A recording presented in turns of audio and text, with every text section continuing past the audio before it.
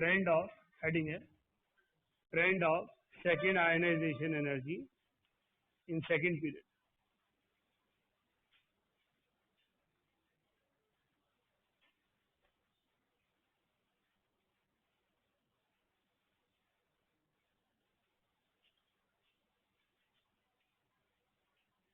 देखिए इसके बारे में ionization energy depends upon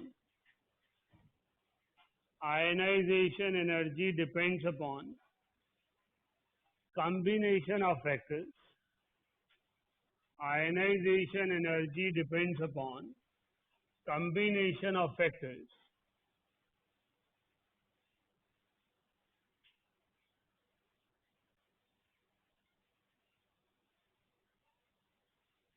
So trend of second ionization energy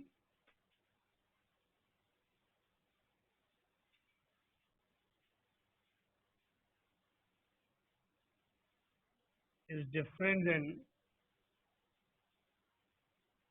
first ionization energy.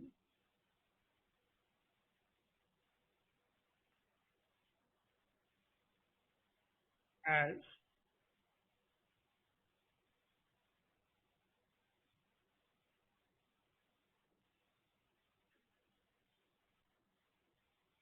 there is a difference in electronic configuration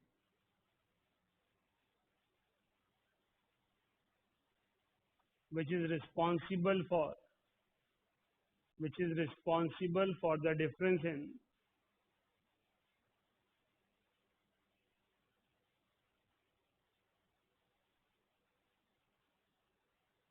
gap of first and second ionization energy.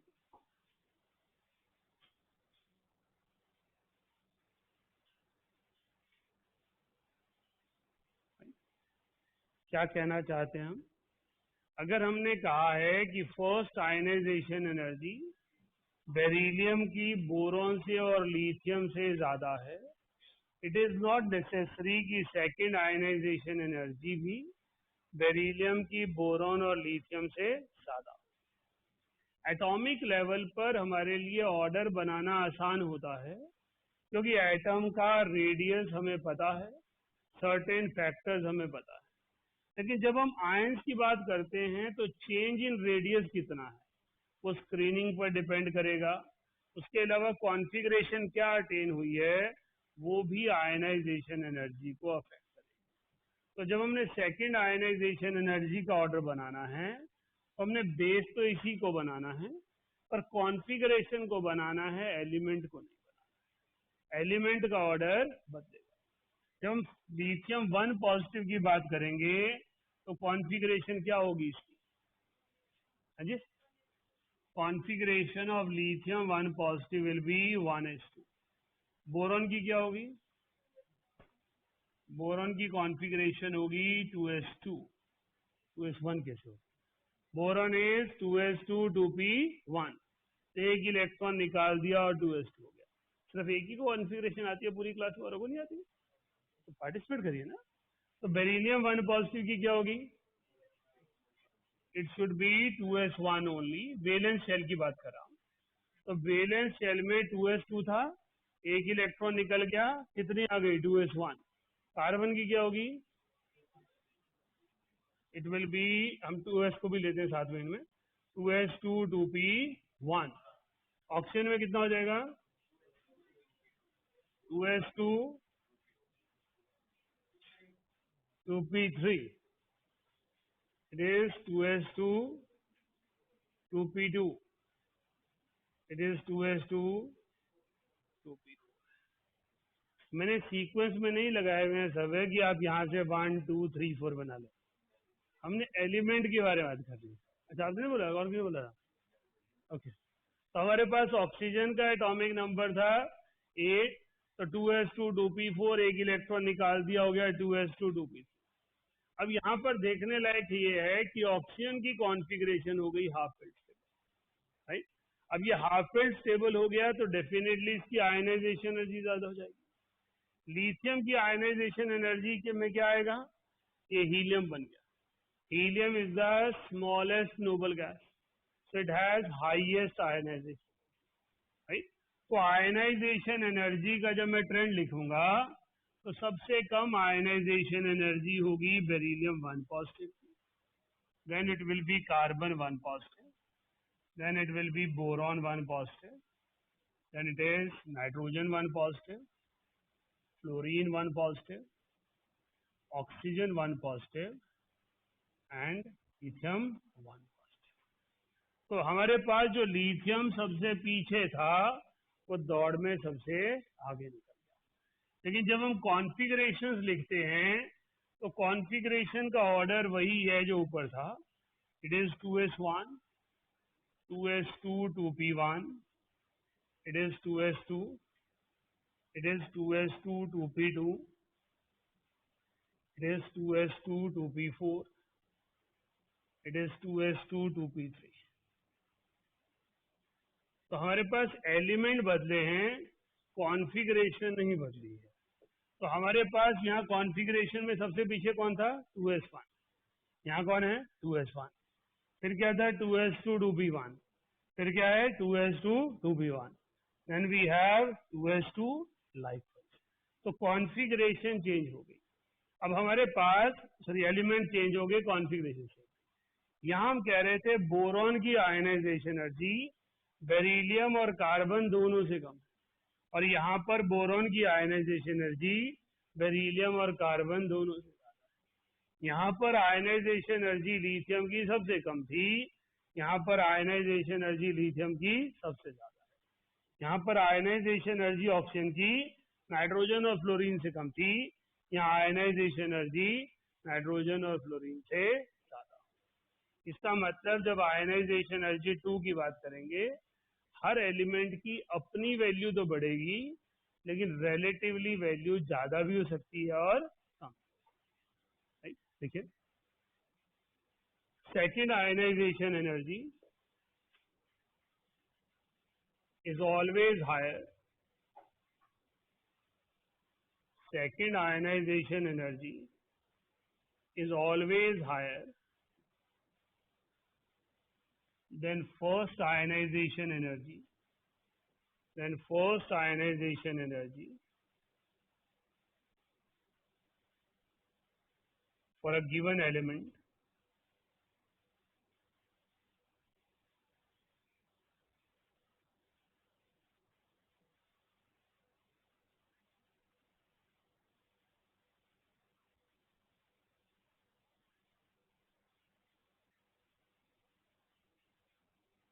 but the relative values can be different.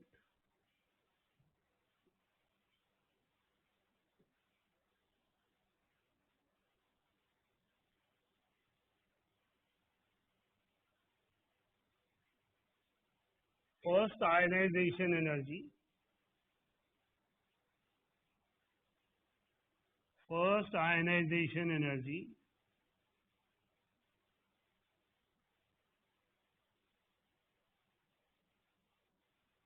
of boron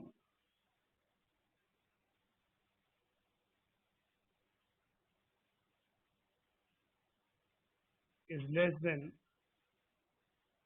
beryllium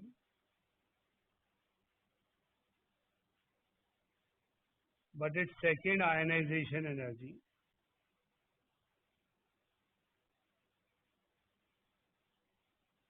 is higher than beryllium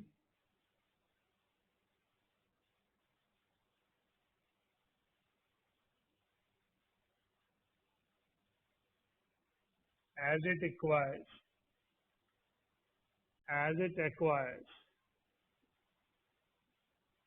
stable configuration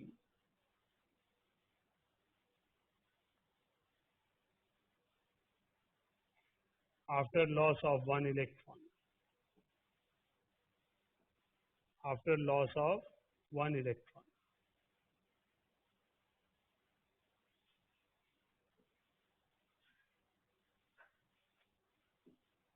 Likewise,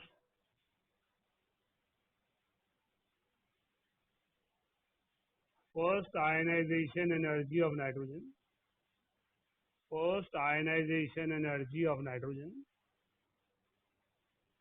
is more than oxygen, but second ionization energy of oxygen is more than nitrogen. Ionization energy of oxygen is more than nitrogen.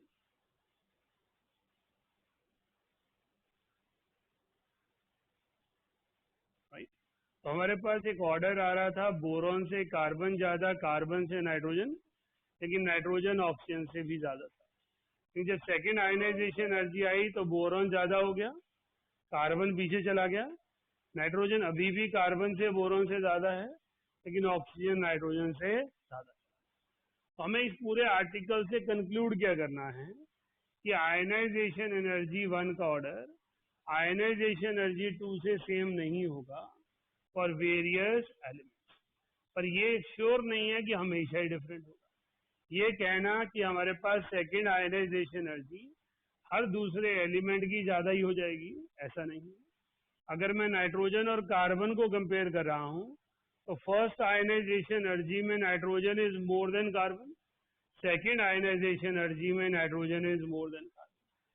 First ionization energy में fluorine is more than nitrogen, second ionization energy में fluorine is more than nitrogen. इसका मतलब है second ionization energy का trend हम element के लिए same नहीं रख सकते, हमें प्रेफरेंशियली कॉन्फ़िगरेशन को सिलेक्ट करना है। कॉन्फ़िगरेशन बेस पे से जिसकी कॉन्फ़िगरेशन पहले 2s2 थी उसकी आयनाइजेशन एनर्जी 2s2 2p1 और 2s1 से ज्यादा थी, अभी भी उसकी वैल्यू 2s2 2p1 और 2s1 से ज्यादा है, लेकिन उस कॉन्फ़िगरेशन पे एलिमेंट बदल गया है।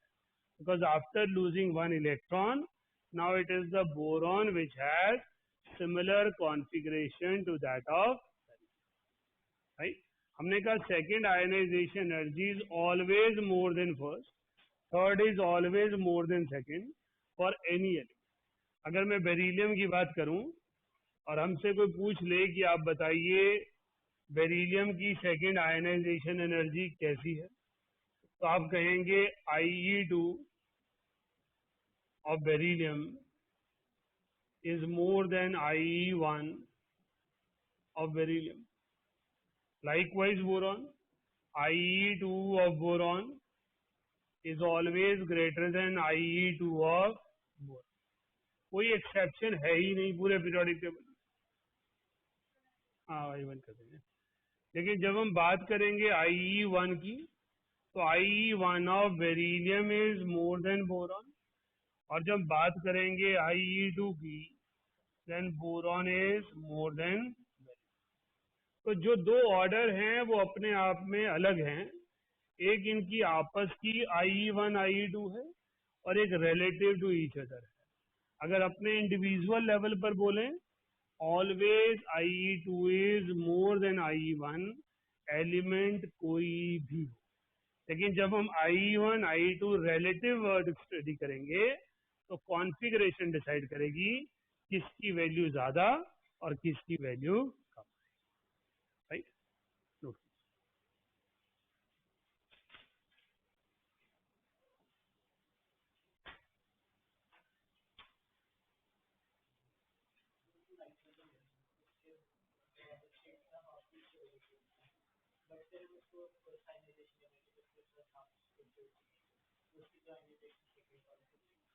नहीं, सेकेंड टाइम जो आप इलेक्ट्रॉन निकाल रहे हो तो आप मोनोवेलेंट आयन से निकाल रहे हो, तो न्यूट्रल के कंपैरिजन में वो ज्यादा ही होगी ना। आपके अगर पहली 2000 थी तो अगली 2100 हो जाएगी, गैप छोटा हो जाएगा क्योंकि चेंज हो गया, लेकिन ऑक्सीजन में गैप बड़ा हो जाएगा।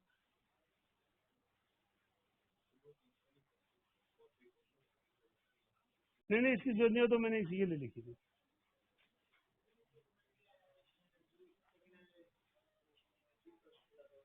नहीं, किसी भी एलिमेंट की एक्सेप्शन नहीं है।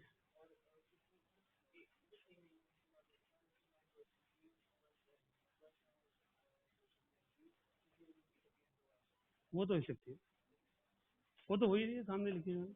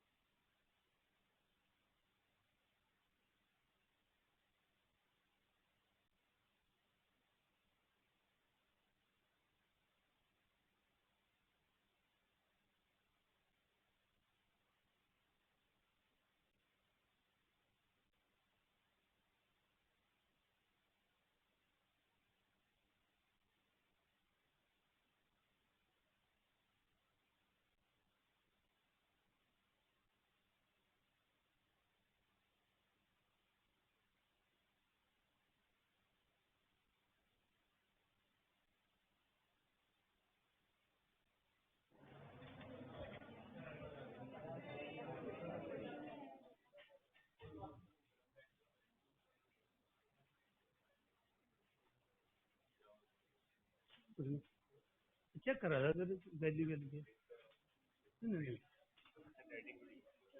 राइटिंग तो छोड़ दे ना। ये जो आयनाइजेशन एनर्जी थी ऑक्सीजन की, नहीं, बोरॉन के बिल्कुल नजदीक चली गई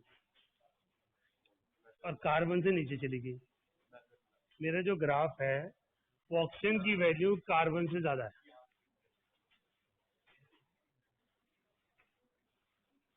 आज क्लियर है? आज बस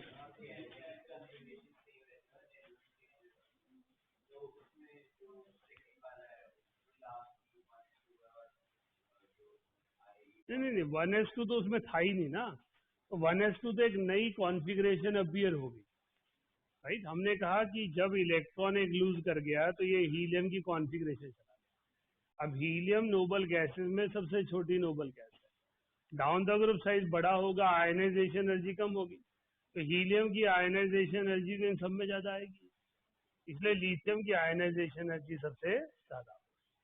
इस पूरे आर्टिकल का हमारा पर्पस क्या है समझने का, कि second ionization energy for a specific element is always more than first ionization, but it is not necessary कि जिस एलिमेंट की फर्स्ट आयनाइजेशन एनर्जी किसी दूसरे एलिमेंट से ज्यादा है उसकी सेकंड भी ज्यादा ही हो। क्योंकि आयनाइजेशन एनर्जी जब मैं सेकंड की तरफ जाऊंगा तो there will be certain gap, किसी में ये गैप छोटा होगा, किसी में ये गैप बड़ा होगा। वो डिपेंड करेगा उसकी कॉन्फ़िगरेशन पैटर्न क्या है। अगर इलेक्ट्रॉन लूज करने के बाद वो स्टेबल कॉन्फ़िगरेशन ले रहा होगा तो एनर्जी का गैप बड़ा हो जाएगा। अगर इलेक्ट्रॉन लूज करने के बाद वो अनस्टेबल हो रहा होगा तो एनर्जी का गैप छोटा हो जाएगा। राइट, क्लियर है? हाँ जी बोलो। आयनाइजेशन पोटेंशियल, और कुछ रह गया? लिखिए आगे।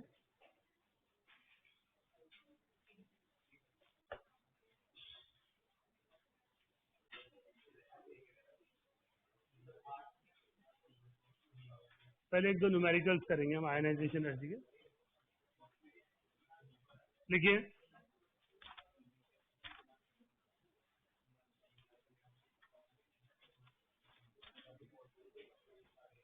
calculate energy required to convert all the atoms of magnesium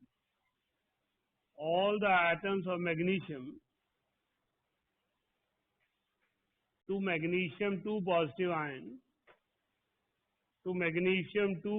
ions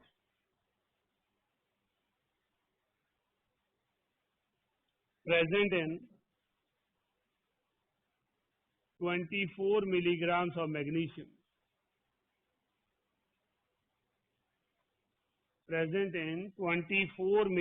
of magnesium vapors. First and second ionization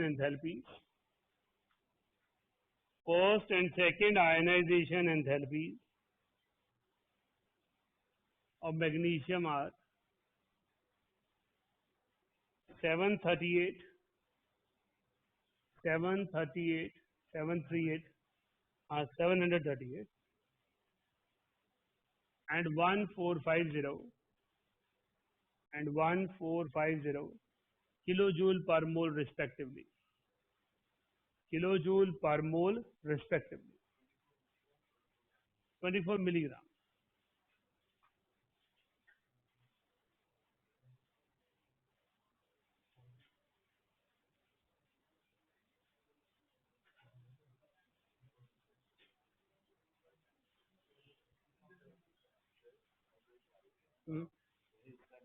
कोई बात नहीं। एटॉमिक नंबर मैग्नीशियम का 12 होता है। कोई बात नहीं, जहाँ मुझे पूछिए ना। करो क्वेश्चन करो। पेन लगाया पिछला लेक्चर, पेन तो नहीं था लगा हुआ।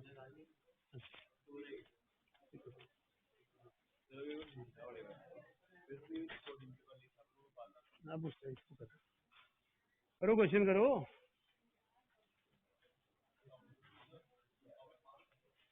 Atomic mass 24। तो मुझसे तो जो पूछोगे मैं तो वो बता दूंगा ना। मुझे मत बोलो कि एटॉमिक मास की जरूरत है एटॉमिक नंबर की। जिसने नंबर पूछा है नंबर बता दिया, जिसने मास पूछा है मास बता दिया। अब तुमने जो करना कर लो, तुम्हारे हाथ में है।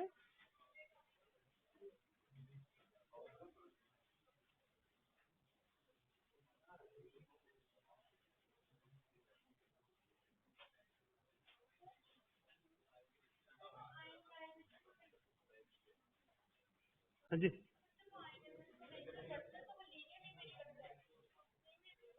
नहीं नहीं नहीं, वो तो डिफरेंट ही होगा।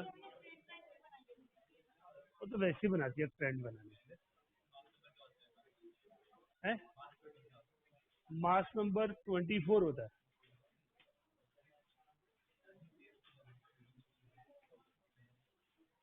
आपस में बातचीत नहीं करनी चाहिए, आगे सीधा बैठ जाओ आप। पता नहीं जो आपको बता लिख दो।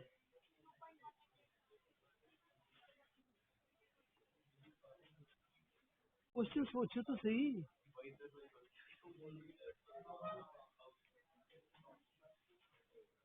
हो गया, कितना आया?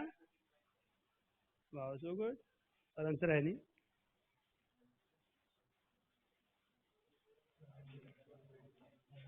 और बहुत आसान क्वेश्चन है, पता नहीं क्या क्या करी जा रहे हो, करने कुछ है नहीं है।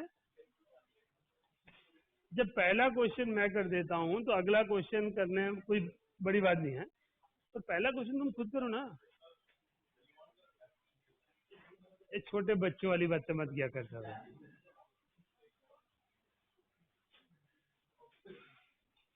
सीधा आंसर। कुछ कर लिया तेरे, याद क्या नहीं है, सिंपल कंसेप्ट है। हाँ जी साहिल, क्या आया है? नियॉन का एटॉमिक मास पता नहीं क्या होगा, 20 होगा, 10 और 20।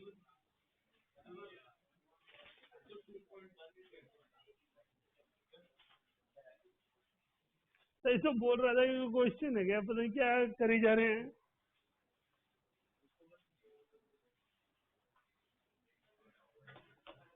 बेटा क्वेश्चन दिया था, मैग्नीशियम को मैग्नीशियम 1 पॉजिटिव बनाने के लिए 738 किलो जूल पर मोल चाहिए, और 1 पॉजिटिव से 2 पॉजिटिव बनाने के लिए 1450 चाहिए। तो अगर मुझे मैग्नीशियम को 2 पॉजिटिव में कन्वर्ट करना है तो दोनों रिएक्शन का सम टोटल चाहिए। इन दोनों की एडिशन की ये आ गई energy. This is total energy for 1 mole. 1 mole magnesium means 24 ग्राम। तो अगर 24 ग्राम्स को इतनी एनर्जी चाहिए तो 10⁻³ को कितनी चाहिए? 2.1 है। तो हमारे पास ये क्वेश्चन था। हमारे पास मैग्नीशियम को मैग्नीशियम 2 पॉजिटिव बनाने के लिए IP1 और IP2 का सम टोटल, राइट। 24 ग्राम 1 मोल है, तो 24 मिलीग्राम कितना होगा?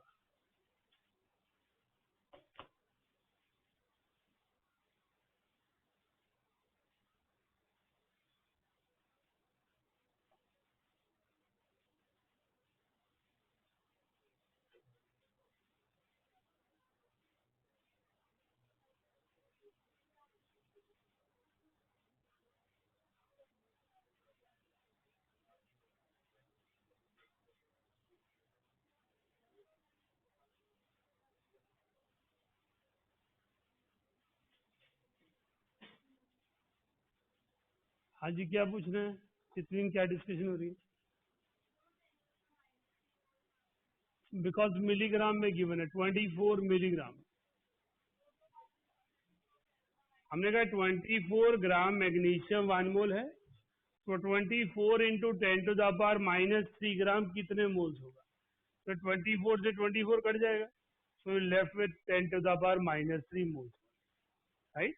हमने कहा 1 मोल की एनर्जी रिक्वायरमेंट इतनी है, तो 10⁻³ की कितनी?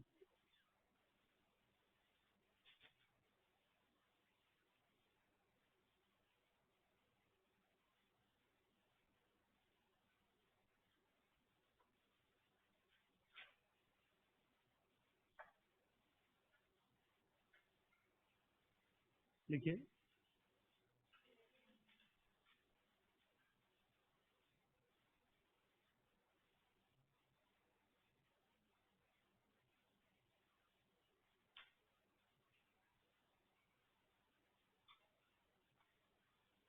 Calculate the energy in joules. Calculate the energy in joules required to convert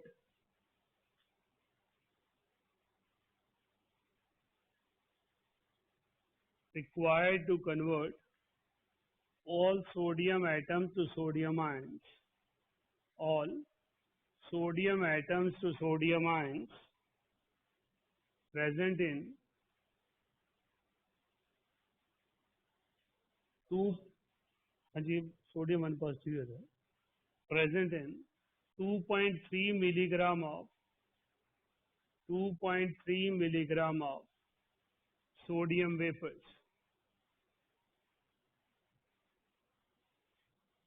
Its ionization energy is, ये गिवन है आपको, 5.13 eV per atom. मैंने कन्वर्जन लिख दिया आपके लिए कि इसको आप स्टार्टिंग में फर्स्ट पेज पे कहीं लिख लें कि आपको ध्यान रहे, अदरवाइज ये न्यूमेरिकल लेंथ ही रहेगा आपके लिए, क्योंकि पहले आप ईवी को जूल्स में लेके जाओगे, फिर वन एटम को मोल से कंपेयर करोगे, then only you will be able to solve. यहाँ आप डायरेक्टली ईवी पर एटम का कन्वर्जन फैक्टर लगा सकते। हाँ जी, गिवन मास तो 2.3 मिलीग्राम है।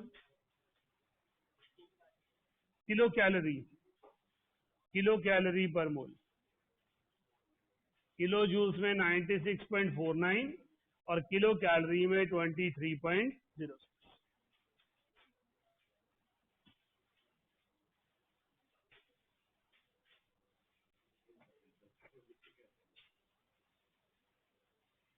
किलो कैलोरी,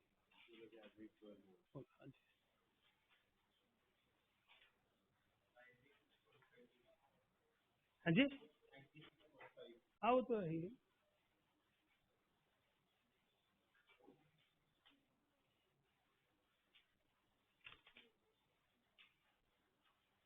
सोडियम का एटॉमिक वेट 23 होता है।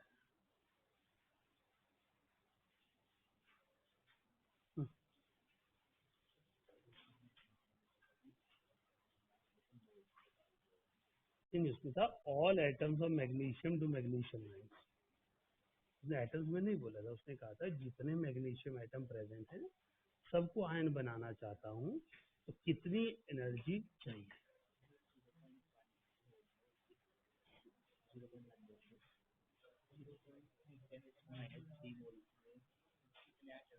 बिल्कुल ठीक है, नहीं, उसने कहा जितने भी एटम हैं, वो एटम तो मांग ही नहीं रहा ना, वो तो कह रहा जितने भी एटम हैं उन सबको आयनाइज करना है। अब मोल्स में निकालो, एटम्स में निकालो, सेम ही आएगा ना। ठीक है, बिल्कुल सही है।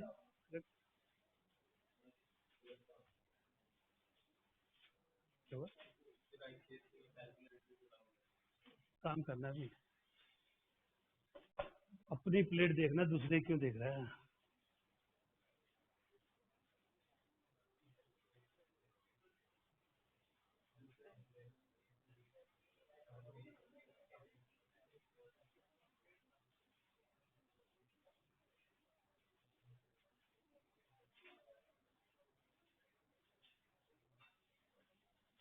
हो गया कितना?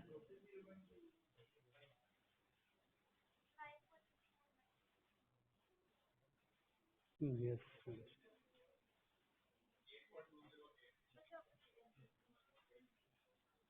ये ऐसा कैसे निकाल देते तुम?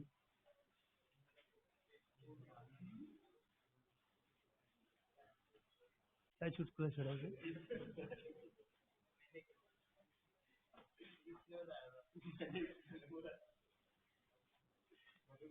ऐसा करें तो वहां बैठाए ना, शिफ्ट कर देते हैं ना,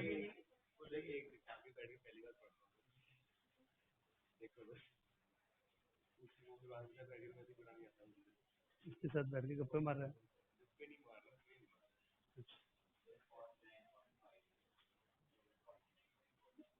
हाँ ठीक है, कोई आंसर था उसका भी, उसने किलो जूस में निकाला हुआ, मांगा जूस है हमने।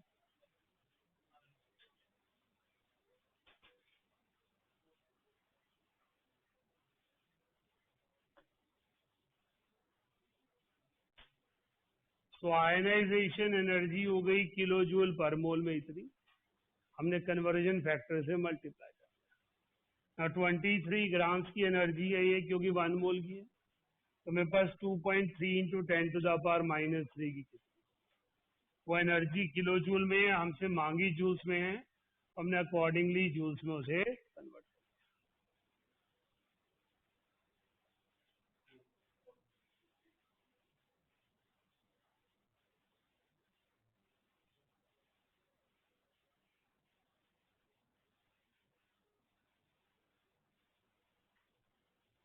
क्वेश्चन में हमने कहा एक पर्टिकुलर एटम की आयनाइजेशन एनर्जी है 5.13 eV, तो हमने कन्वर्जन फैक्टर लगाया तो 1 मोल की एनर्जी आ गई 495 अप्रोक्सीमेटली।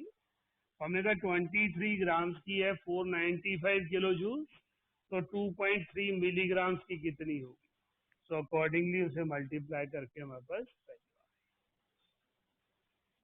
मैं क्वेश्चन करूं 2, मैं क्वेश्चन करूं 200, आप ना करें एक भी तो आपको कुछ नहीं आएगा, राइट। ये क्वेश्चन थोड़े ना है जो आप लोगों को यहाँ से नोट करने की जरूरत है। पिछला क्वेश्चन, पहला क्वेश्चन करवा दिया है तो कन्वर्जन ही लगानी है, कंसेप्ट ही है, सिर्फ यहाँ तक कन्वर्जन है, ये पिछले की कॉपी है, डाटा चेंज किया और आंसर लिख दिया, राइट। तो कम से कम ऐसे क्वेश्चन तो खुद किया करो। तो हमारे पास एक ईवी पर एटम की कितनी वैल्यू है हमें याद होनी चाहिए, एंट्रेंसेस के लिए चाहे स्कूल के लिए, अदरवाइज क्या होगा, हमारा टाइम ज्यादा लगेगा। निकाल तो हम लेंगे ही, क्योंकि हमें ईवी का कन्वर्जन टू जूल पता है, एटम का कन्वर्जन टू मोल पता है, लेकिन अगर हमें डायरेक्टली याद है हमारा टाइम सेव होगा, राइट। ये वैल्यूज सब्जेक्टिव में 0.49 लिखी जाती है, इसलिए लिखा है, ये तो मुझे तो आदत है 96.5 और 23 डेसिमल के आगे का मैं क्या करूंगा, देखिए 0.06, राइट। क्लियर हो गया। तो हमारे पास आयनाइजेशन एनर्जी पर न्यूमेरिकल बनेगा तो कुछ इस तरह से। अगला क्वेश्चन लिखिए। आप लोग आपस में गप्पे मारने लग जाते हैं, इसलिए मुझे सॉल्यूशन लिखना पड़ता है, और मेरा मानना है खुद पे फोकस करो और क्वेश्चन करो, मैं चाहे 5 मिनट बाद सॉल्यूशन लिखूं, पर तुम पहले सोचो तो सही। सोचते ही नहीं, कोई ना कोई फास्ट ट्रैक पहले से आंसर देना शुरू कर देते हैं, बाकी गप्पे मार रहे होते हैं। लेकिन ionization 1 and ionization 2, ionization 1 and ionization 2 of magnesium are 740, 740 and 1450, 1450 kilojoule पर मोल रिस्पेक्टिवली। पहले की वैल्यू है 740, दूसरे की है 1450, 1450 किलोजूल पर मोल respectively. Calculate percentage of Mg1 positive and Mg2 positive if 1 gram of magnesium, if 1 gram of magnesium absorbs 50 kilojoule of energy, absorbs 50 kilojoule of energy। करिए।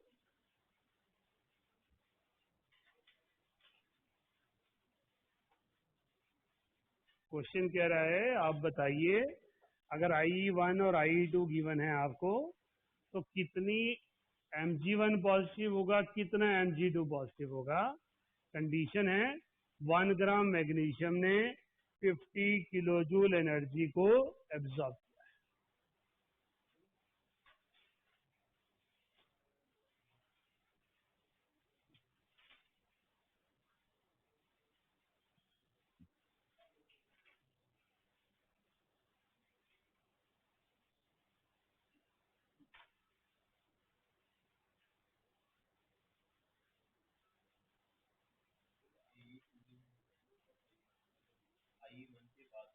बिल्कुल, सबसे पहले सारे के सारे 1 बनेंगे, फिर ही 2 आएगा।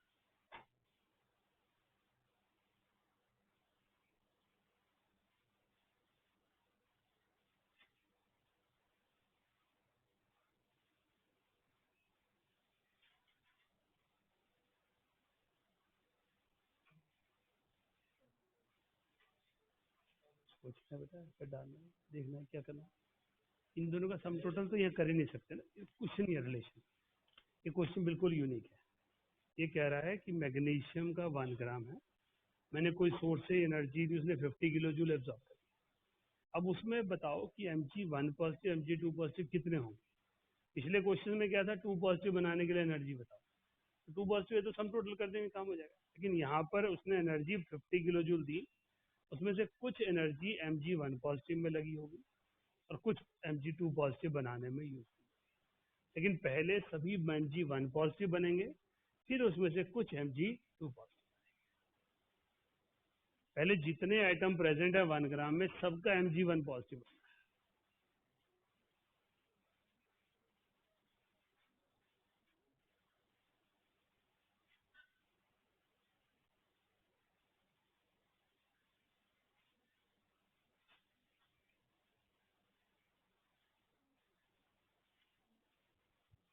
बट ऐसे पिछले क्वेश्चन कॉपी मत करना, क्योंकि उससे कोई लेन देन नहीं है।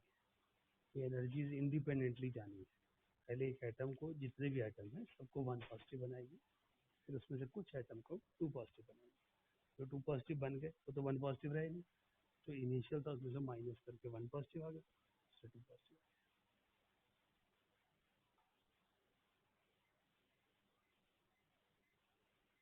ठीक है बेटा, 25 कहाँ से आएगा।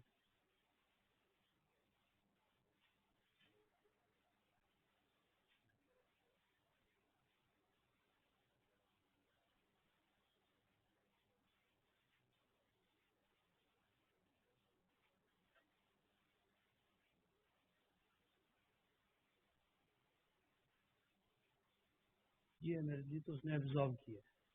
आयनाइजेशन एनर्जी तो स्टैंडर्ड वैल्यू होती है, अपने हाथ में थोड़ी ना होती है। तो लगा थोड़ा सा दिमाग में।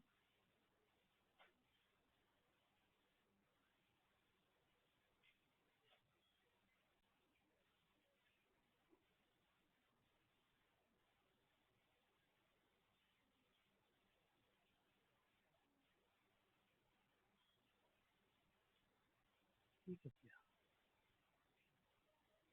अच्छा ठीक है, मैं समझ नहीं, मल्टीप्लाई नहीं करेगी इसको, एक को इतनी चाहिए तो एक कितनी चाहिए। क्या कह रहे हो बेटे,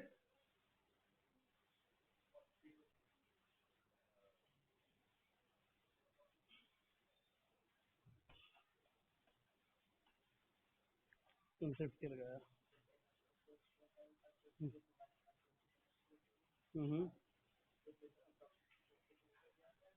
26 कैसे है।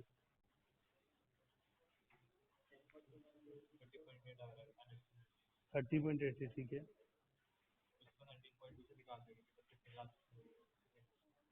हम्म, हाँ कुछ लगा सकते हैं, ठीक है।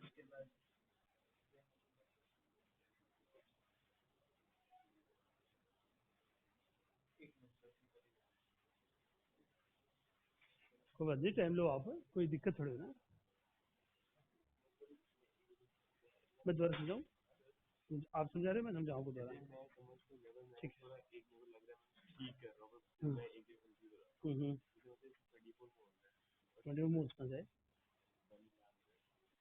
24 ग्राम 1 मोल। बहुत सही किया आपने, गुड बात।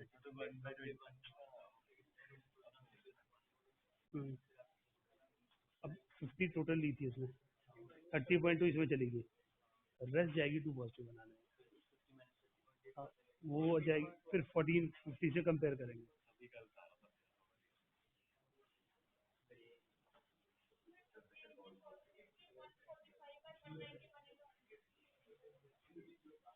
देखते हैं, आज बोलो।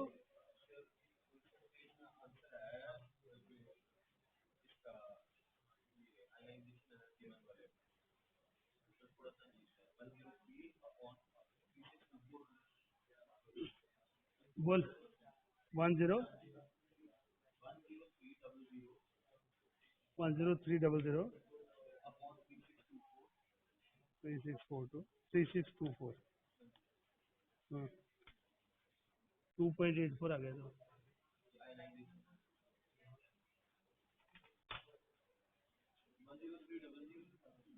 10300 है ना, तो पूरी टर्म बड़ी है, नीचे छोटी है ना, तो 2.8% बोल रहे हो, ये अभी 100 से मल्टीप्लाई करोगे, ये कंसेप्ट है।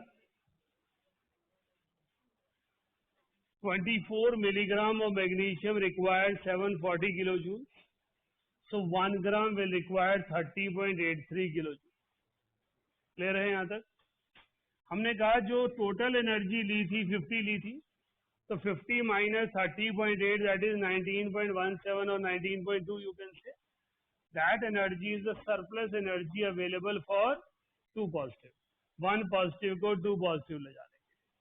Total number of moles magnesium के थे मेरे पास 1/24 इंटू पॉइंट, वैल्यू आ गई 0.041। मैंने कहा 1450 किलो जूल किसको चाहिए, 1 मोल को, तो 19.17 कितने मोल से आएंगे, 0.013। तो टोटल नंबर ऑफ मोल्स कितने थे मैग्नीशियम के, 0.0417। 2 पॉजिटिव वाले कितने आ गए, 0.0132। तो मेरे पास Mg1 पॉजिटिव कितना आ गया, 0.028। तो 2 पॉजिटिव कितना है, 0.013। So percentage is 68.3% 1 positive and 31.7% 2 positive. हाँ जी, समझा रहा हूँ, अभी दूसरा तो करो बेटा। हमने कहा हमारे पास जिसको जो स्टेप नहीं समझाया दोबारा पूछिएगा, उसी जगह रोकिएगा। मैंने कहा 24 ग्राम ऑफ मैग्नीशियम की रिक्वायरमेंट है 740, सो 1 ग्राम मैग्नीशियम की रिक्वायरमेंट कितनी होगी, दैट इज 30.83 किलो जूल।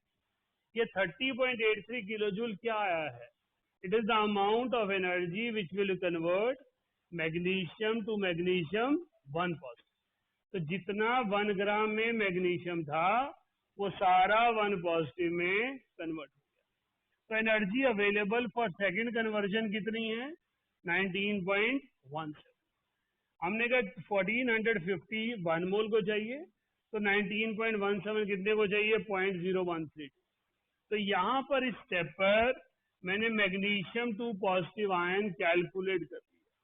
अब मुझे ये पता होना चाहिए कि मैग्नीशियम 2 पॉजिटिव कितने 1 पॉजिटिव में से आए हैं। तो मैंने पहले पता लगाया मैग्नीशियम मेरे पास था कितना, 0.0417। 30.83 से कितना बना था, 0.0417 कन्वर्टेड इनटू 1 पॉजिटिव। अब उसमें से आपके पास 2 पॉजिटिव में कितना कन्वर्ट हुआ है, 0.013। तो 1 पॉजिटिव कितना बच गया, 0.0285। This the way percentage can be calculated. ये था विद रीजनिंग, अगर हमने समझना है। हमें सिर्फ क्वेश्चन करना है ऑब्जेक्टिव में, तो ये दूसरा आसान तरीका है। 1 gram magnesium absorb 50 kilo joule, so 24 gram will absorb 1200। इसमें से 1 पॉजिटिव को 2 पॉजिटिव कन्वर्ट करने के लिए कितनी चाहिए, 460। तो आपके पास 460 बाय 1450 आंसर आ गया 31.7% एंड 68.6, क्योंकि मैंने 1 मोल को डायरेक्ट ले लिया। दोनों ऑल्टरनेट्स आपके सामने हैं, नोट आपने दोनों ही करने हैं, राइट। ये कन्वीनियंट है, कुछ करने कोई नहीं है। 1 मोल के सीधे 2 हिस्से किए करने।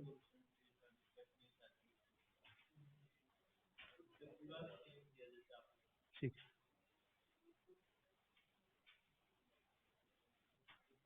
ये 1200 भी बहुत सारों ने निकाल रखा था, इसके आगे गए नहीं, यहीं रुक गए।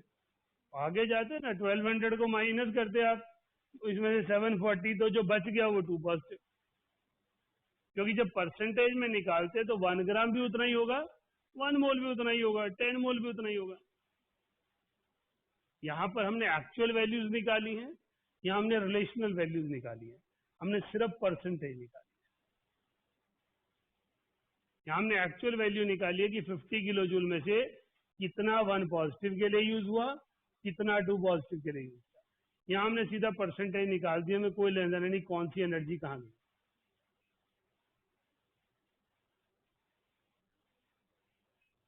युगम पूछने कुछ इसमें क्लियर है?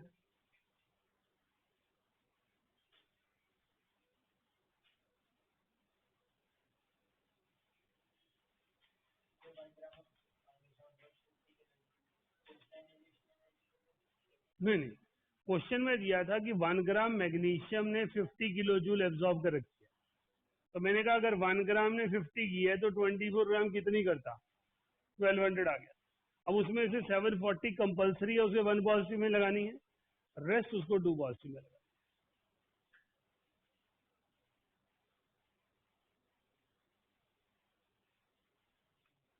दोनों नोट कर रहे हैं।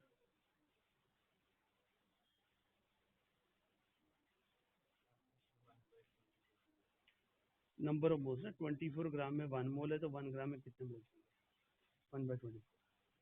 यूनिटरी मेथड को डायरेक्ट लगा दिया हमने, given weight by atomic weight.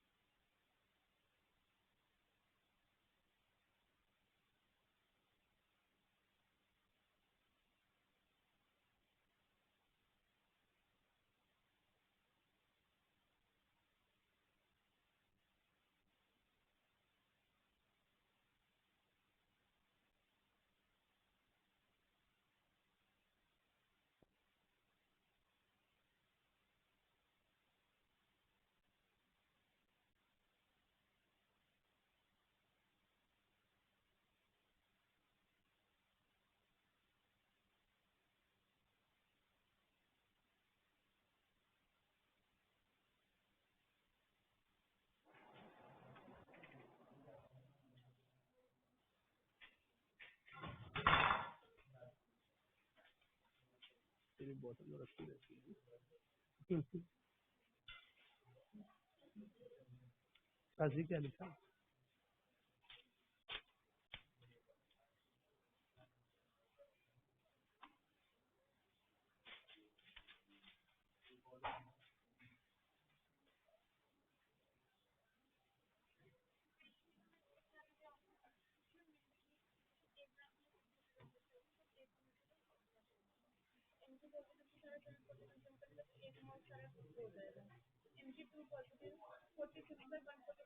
वही तो किया मैंने,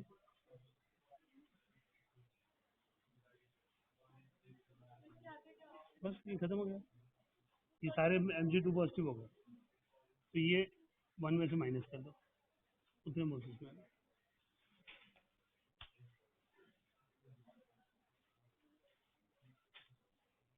क्वेश्चन पढ़ ले, तेरे समझ में किधर आया हुआ है, वेलियम आ जाएगा पे।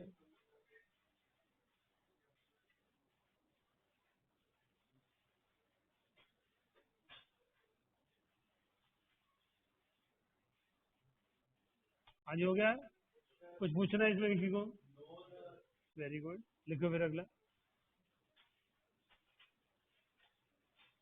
अगला टॉपिक लिखना है, trend of ionization energy,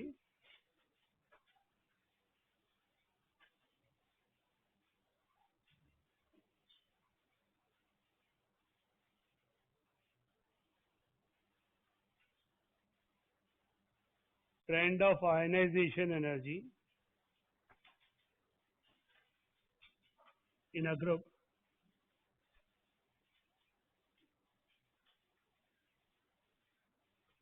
on moving down the group, on moving down the group, ionization energy decreases, on moving down the group, ionization energy decreases as atomic radius increases, as atomic radius increases,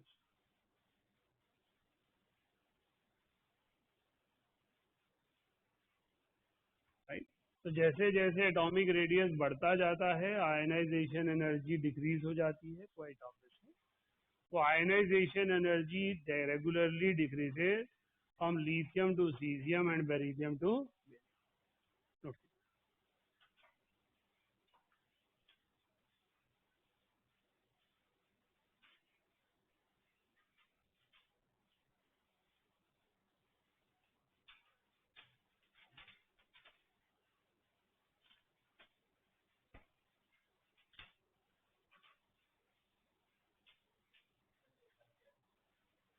strontium.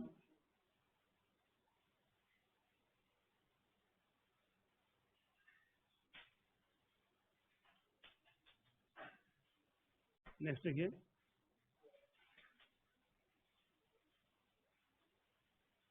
Trend of atomic radius. Trend of atomic radius and ionization energy. हाँ जी. Trend of atomic radius and ionization energy in group 13.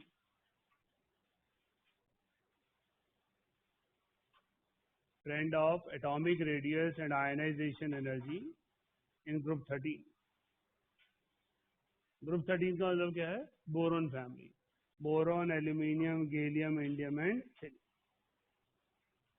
लिखिएगा. On moving down the group,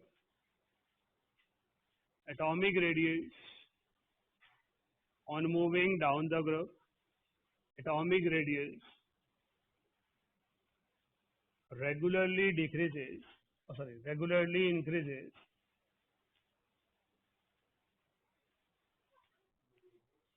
Regularly increases. But in this group,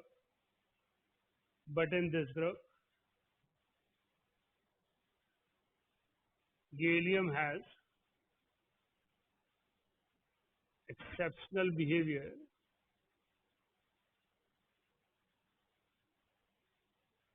as its radius is smaller than aluminium.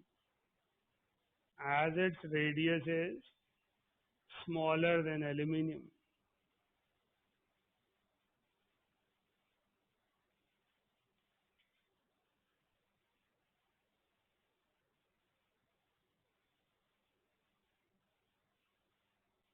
Down the group जाते हुए radius बढ़ता है क्योंकि screening effect increase होता है, nuclear force of attraction decrease हो जाती है.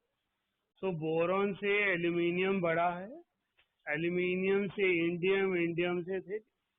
लेकिन एल्यूमिनियम के इमीडिएटली बाद जो नेक्स्ट एलिमेंट आता है गैलियम, उसका रेडियस जो है वो एल्यूमिनियम से छोटा है.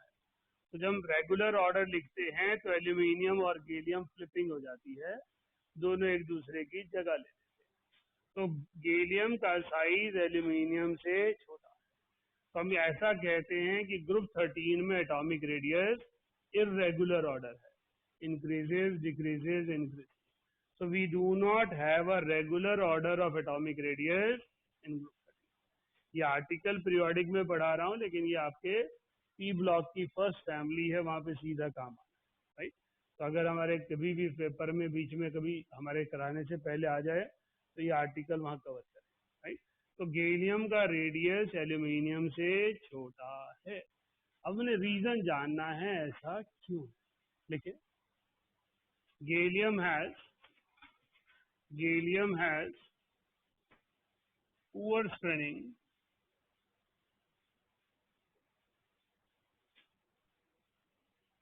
due to presence of 3d orbitals. Due to the presence of 3d orbitals.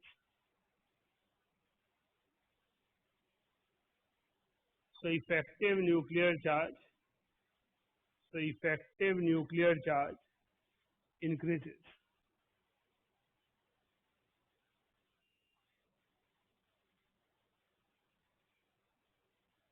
Right. तो बोरॉन, एल्यूमिनियम, गैलियम। गैलियम वो फर्स्ट एलिमेंट है पूरे पीरियोडिक टेबल में जिसमें डी के बाद इलेक्ट्रॉन फिल किया जाता है। तो जब 3d10 लिखेंगे तो डी की स्क्रीनिंग पुअर होती है क्योंकि दो नोडल प्लेन, इन नोडल प्लेन्स की वजह से इसकी स्क्रीनिंग पुअर है, इफेक्टिव न्यूक्लियर चार्ज ज्यादा हो जाता है और रेडियस कॉन्ट्रैक्ट कर जाता है। तो गैलियम का रेडियस एल्यूमिनियम से छोटा हो जाता है। इसके बाद वाली डी ऑर्बिटल्स को तो ये स्क्रीन कर देगा, इसलिए उस पर कोई इफेक्ट नहीं आता। तो आपके पास बोरॉन फैमिली वो पहली फैमिली है पूरे पी ब्लॉक में जो डी के बाद फिल हो रही है, इसलिए सबसे स्ट्रॉन्गर इम्पैक्ट पुअर स्क्रीनिंग का इसी फैमिली पर आता है। इसमें बहुत सारी ऐसी प्रॉपर्टीज हैं जहां पुअर स्क्रीनिंग का इन्फ्लुएंस है। तो सबसे stronger poor screening influence boron family पर देखने को मिलता है। तो गैलियम के पास 3d ऑर्बिटल है। 3d ऑर्बिटल का मतलब है पुअर स्क्रीनिंग, जिसकी वजह से न्यूक्लियर फोर्स ऑफ अट्रैक्शन बढ़ती है और रेडियस छोटा हो जाता है। बोलो बोलो।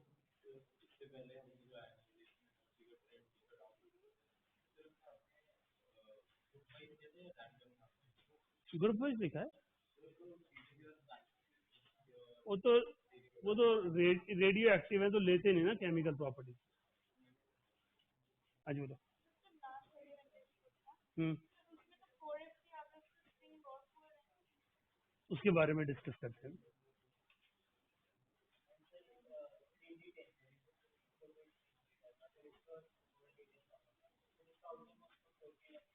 नहीं नहीं, 3D की स्क्रीनिंग नहीं है ये। स्क्रीनिंग 3D कर रहा है 4p पर। Screening is always from inner electrons ना। तो 4p1 ने रेडियस डिसाइड करना है। तो 4p1 के अंदर 3d10 है जिसकी स्क्रीनिंग पुअर है, इसलिए रेडियस कॉन्ट्रैक्ट होता है। लिख ले पहले आगे में।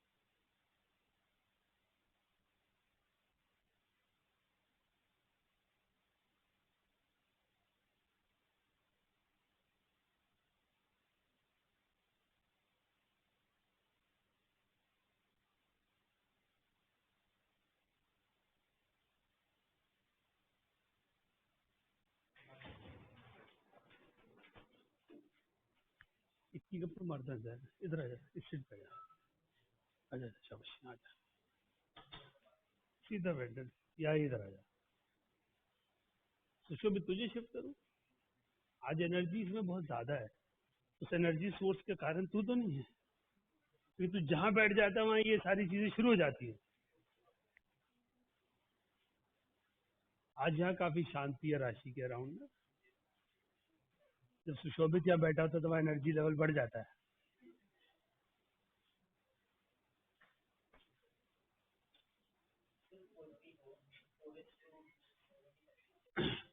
बेटा 4s2 4p1 दोनों को 3D स्क्रीन कर रहा है, क्योंकि 4s2 4p1 फोर्थ शेल है, 3D थर्ड शेल है।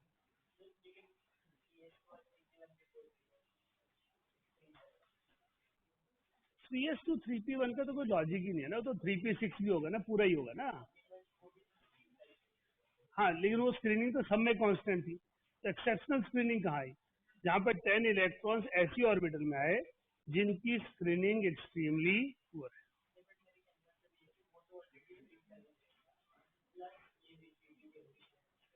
एटॉमिक नंबर भी तो बढ़ा है ना बेटा, खाली वही तो कांस्टेंट होना रहा है। ज्यादा तारीफ कर दी क्या मैंने? किसकी?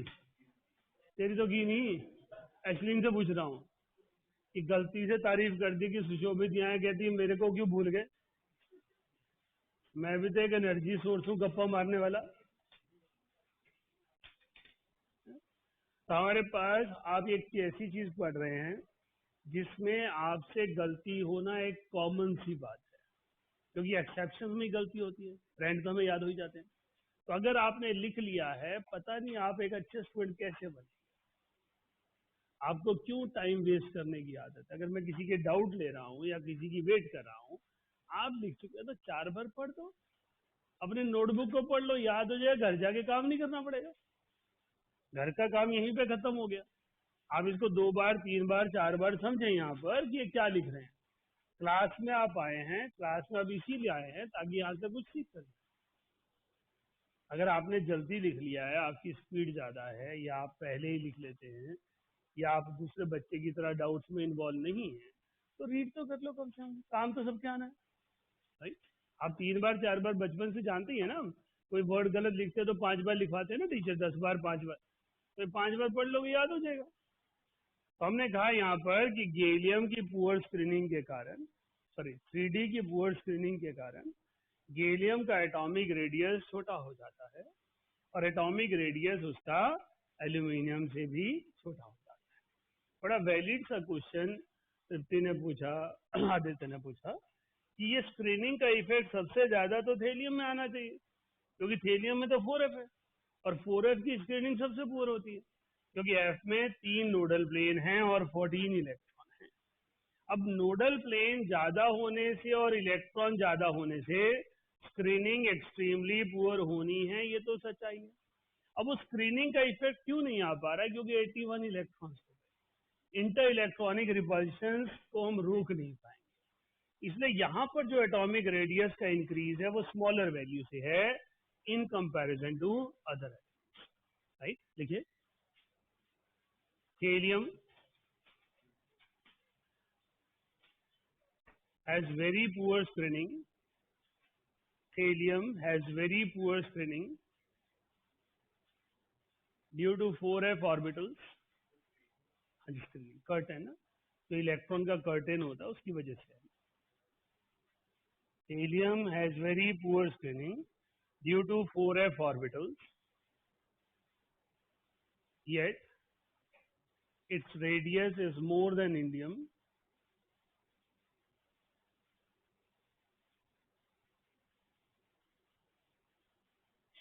due to its high atomic number. Due to its high atomic number. But increase in radius is very small. But increase in radius is very small.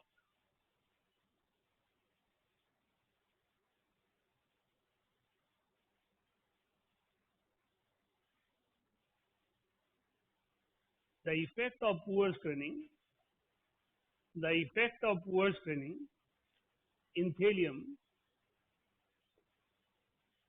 is observed in the trend of ionization energy. Is observed in the trend of ionization energy.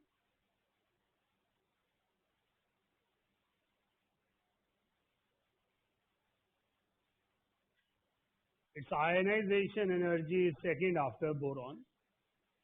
Its ionization energy is second after boron in its group.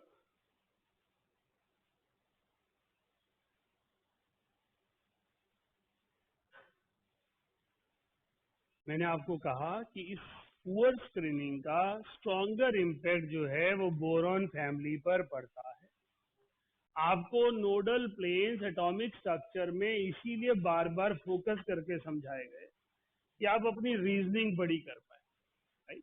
तो boron family में सबसे ज्यादा impact जो आना है वो poor shielding का ही आना है। तो पुअर शील्डिंग की वजह से थेलियम में न्यूक्लियर फोर्स ऑफ अट्रैक्शन बहुत स्ट्रॉन्गर हो जाती है, लेकिन वो कॉन्ट्रैक्शन नहीं करवा पाती क्योंकि 81 इलेक्ट्रॉन्स की क्राउडिंग है, लेकिन वो आउटर मोस्ट इलेक्ट्रॉन को टाइटली होल्ड करती है कि आयनाइजेशन एनर्जी ज्यादा हो जाती है।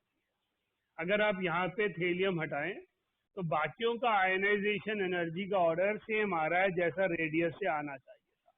Ionization energy atomic radius are inversely proportional. तो जिसका रेडियस सबसे कम है उसकी एनर्जी सबसे ज्यादा है, जिसका रेडियस सबसे ज्यादा है उसकी एनर्जी सबसे कम है।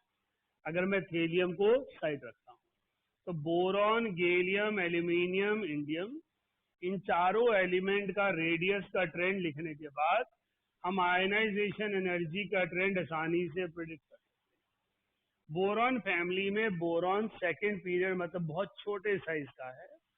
सेकेंडली ये नॉन मेटल है, ये सारे के सारे मेटल हैं। बोरॉन को मेटलॉइड कहते हैं, but dominating properties non metal की होती हैं, इसलिए इसकी आयनाइजेशन एनर्जी एक्सेप्शनली हायर होनी ही, राइट। लेकिन रेगुलर ट्रेंड में है, कोई ऐसी नहीं है कि हम आयनाइजेशन एनर्जी का एक्सेप्शन करें। तो आयनाइजेशन एनर्जी में जो चेंज आ रहा है वो थेलियम में आ रहा है। क्यों आ रहा है? क्योंकि poor shielding from 4f orbital है। एफ ऑर्बिटल की स्पिनिंग सबसे पुअर होती है, इसलिए nuclear force of attraction dominate है। अब यहाँ पर हमें देखते पता चल रहा है कि आयनाइजेशन एनर्जी इज इरेगुलर। हम कोई ट्रेंड डिफाइन नहीं कर पा रहे, decreases, increases, decreases, then again, right. तो थेलियम के पास पुअर स्क्रीनिंग है, ये ट्रू है। पुअर स्क्रीनिंग 4f ऑर्बिटल की है, ये ट्रू है। लेकिन उस 4f ऑर्बिटल की स्क्रीनिंग के कारण आयनाइजेशन एनर्जी तो अफेक्ट होती है, एटॉमिक रेडियस अफेक्ट नहीं होता, क्योंकि उतने सारे इलेक्ट्रॉन्स को कॉन्ट्रैक्ट नहीं करवाया जा सकता, इसलिए रेडियस में इफेक्ट छोटा आता है और आयनाइजेशन एनर्जी में सिग्निफिकेंट आता है।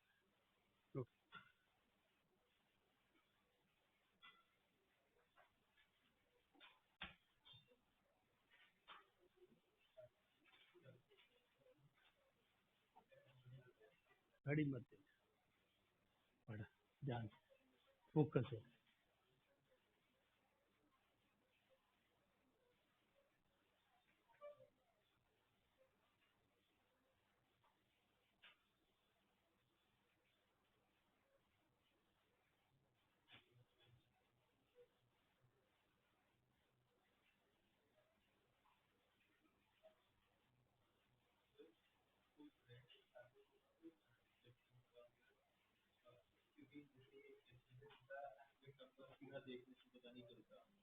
हम्म,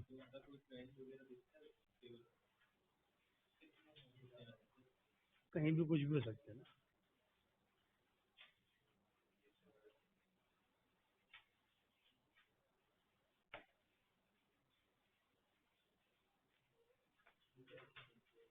है इंडियम आईएन,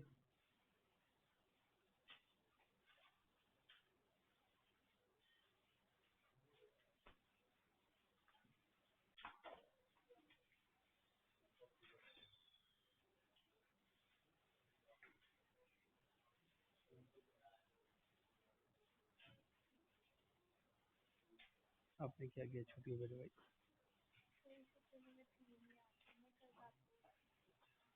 तुमने क्या किया हीरो? कुछ नहीं किया, कोई टॉपिक नहीं पढ़ा? तुमने क्या पढ़ा बेटा? कौन सा? ठीक है, असाइनमेंट्स की थ्योरी पढ़ी, क्या किया? यहीं से बाहर से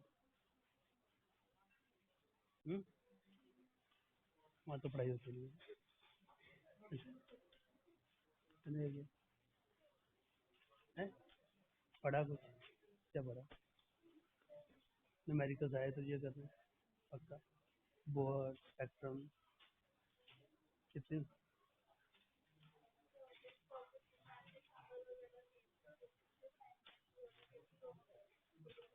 अच्छा, आज तक न्यूमेरिकल्स आगे निकालना है, कन्वर्जन हो जा रही है। हम्म, मैं समझाया था बेटा। हमने कहा यहाँ पर कि आयनाइजेशन एनर्जी में आप थेलियम को अगर एक साइड रख दें तो रेस्ट एलिमेंट में डायरेक्ट एक्सप्लेनेशन बनती है एटॉमिक रेडियस और आयनाइजेशन एनर्जी इनवर्सली प्रोपोर्शनल है। तो जिस एटम का रेडियस छोटा है उसकी आयनाइजेशन एनर्जी ज्यादा है। तो बोरॉन सबसे छोटा है, उसकी आयनाइजेशन एनर्जी सबसे ज्यादा। लेकिन थेलियम की आयनाइजेशन एनर्जी एक्सेप्शनली हायर है। क्यों हायर है? क्योंकि इसमें 4f ऑर्बिटल्स हैं। जब हम 4f ऑर्बिटल बोलते हैं या पुअर स्क्रीनिंग बोलते हैं, हमें याद रखना चाहिए कि जितने इलेक्ट्रॉन बाहर ऐड होने हैं उतने ही प्रोटॉन न्यूक्लियस में ऐड होने हैं। तो Z इंक्रीज होना है, सिग्मा इंक्रीज होना है, लेकिन Z का इंक्रीज ज्यादा से है, सिग्मा का इंक्रीज कम से है, क्योंकि इलेक्ट्रॉन किस में गए हैं? 4f orbital. 4f ऑर्बिटल में 3 नोडल प्लेन्स हैं, जिसकी वजह से स्क्रीनिंग पुअर है, न्यूक्लियर फोर्स ऑफ अट्रैक्शन ज्यादा होता है। हमने कहा अगर इसकी आयनाइजेशन एनर्जी ज्यादा है तो रेडियस छोटा होना चाहिए था। तो वहां पर हमने कहा कि रेडियस कॉन्ट्रैक्शन इन इलेक्ट्रॉनिक ऑर्बिट्स के कारण होता है। तो जब एक एलिमेंट का एटॉमिक नंबर 40, 50 बियॉन्ड चला जाता है तो बहुत सिग्निफिकेंट कॉन्ट्रैक्शन नहीं हो पाती, क्योंकि उतने ज्यादा इलेक्ट्रॉन्स की क्राउडिंग के कारण उन्हें नजदीक नहीं लाया जा सकता। लेकिन न्यूक्लियर फोर्स ऑफ अट्रैक्शन उस इलेक्ट्रॉन के लिए स्ट्रॉन्गर हो जाती है, क्योंकि अंदर वाली ऑर्बिटल्स के नोडल प्लेन्स ज्यादा है। इसलिए थीलियम की आयनाइजेशन एनर्जी एक्सेप्शनली हाई हो जाती है। नेक्स्ट लिखिए, अगला टॉपिक लिखिए, prediction of valency and valence electrons. Prediction of valency and valence electrons by successive ionization energy. By successive ionization energy. Valence electrons.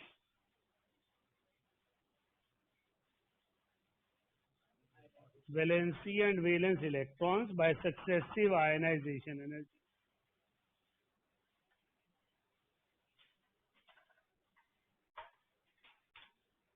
लिखिए इसके अंदर, biggest jump in the data of, in the value of, biggest jump in the value of successive ionization energy indicates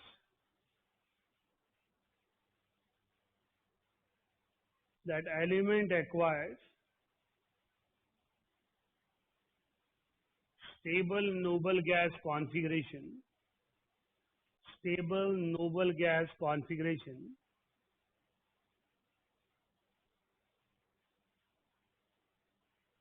so with the help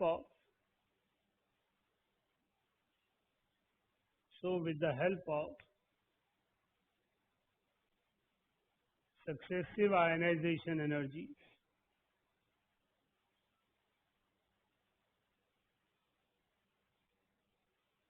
we can predict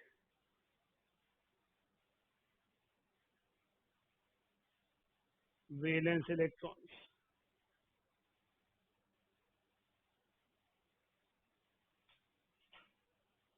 Right? हमें कह दिया गया A give rise to A positive ionization energy 1 is 1.5 and ionization energy 2, ionization energy 3, ionization energy 4. हम जानते हैं कि successive ionization energy हमेशा increase होती है, वो यहाँ भी इंक्रीज ही हो रही है। IE2 का मतलब है कि आपके पास सेकेंड इलेक्ट्रॉन निकालने के लिए कितनी एनर्जी की रिक्वायरमेंट है। फर्स्ट इलेक्ट्रॉन निकालना बहुत आसान है इस एटम में, क्योंकि 1.5 eV बहुत स्मॉलर वैल्यू चाहिए, लेकिन सेकेंड इलेक्ट्रॉन निकालने के लिए 4.5 eV की रिक्वायरमेंट है। इसका मतलब there is a jump, there is a gap of 3। तो हमारे पास जो गैप है, जो डिफरेंस है, वो फर्स्ट आयनाइजेशन वैल्यू के 2 टाइम्स का। इसका मतलब second electron is difficult to remove. इसका मतलब फर्स्ट इलेक्ट्रॉन लूज करना एलिमेंट की नेचुरल टेंडेंसी थी, वो 1 पॉजिटिव आसानी से बनाना चाह रहा है, लेकिन 1 पॉजिटिव के बाद वो 2 पॉजिटिव बनाना नहीं चाहता। एक बार 2 पॉजिटिव बन गया, अब थर्ड आयनाइजेशन एनर्जी का जो गैप है वो 2.3 eV है, which is less than first and second. इसका मतलब है सेकेंड इलेक्ट्रॉन लूज कर दिया अगर किसी वजह से, तो थर्ड इलेक्ट्रॉन जल्दी लूज करना चाहेगा, क्योंकि फर्स्ट और सेकेंड का गैप बड़ा था, सेकेंड और थर्ड का गैप छोटा हो गया। यही चीज मैं आपको समझा रहा था जब मैं सक्सेसिव के ऑर्डर लिख रहा था, कि आपके जब एक से दूसरा इलेक्ट्रॉन जाता है तो जंप किसी की छोटी किसी की बड़ी हो जाती है, depending upon the nature, depending upon the configuration. जब 3 इलेक्ट्रॉन लूज कर दिए और हम फोर्थ इलेक्ट्रॉन निकालने लगे, तो फोर्थ इलेक्ट्रॉन निकालने के लिए जो एनर्जी की रिक्वायरमेंट है वो है 12.5, which is much higher than all other values. It means fourth electron ये छोड़ना नहीं चाह रहा। इसका मतलब सबसे स्टेबल कॉन्फ़िगरेशन इसकी 3 पॉजिटिव है। इसका मतलब है ये एलिमेंट 3 इलेक्ट्रॉन लूज करने के बाद नोबल गैस या कोई स्टेबल कॉन्फ़िगरेशन एक्वायर कर रहा है। इसका मतलब इस एलिमेंट के पास 3 valence shell electrons, right? So by using the data of successive ionization energy, wheresoever we found biggest jump in the ionization energy, that indicates noble gas concentration.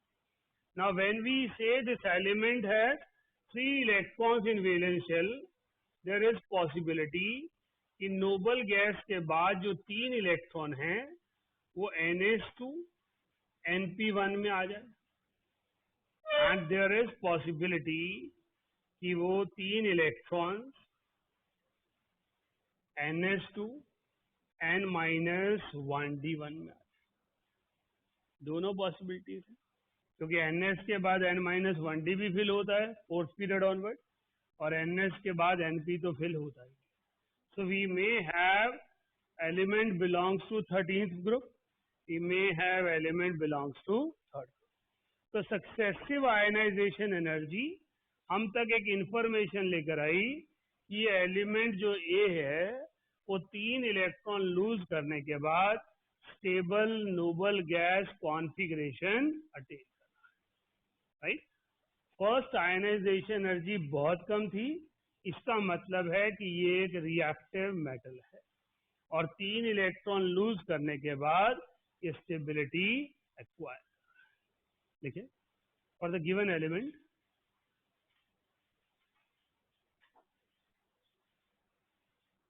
First ionization energy is very poor, first ionization energy is very poor, which means it is a reactive metal, which means it is a reactive metal.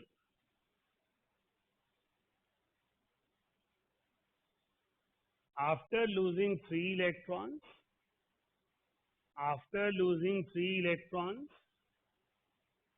it acquires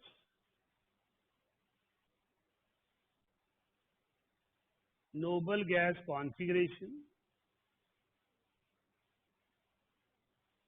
or stable configuration,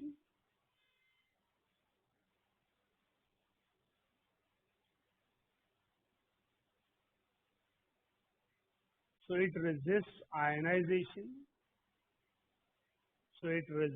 ionization, of fourth electron,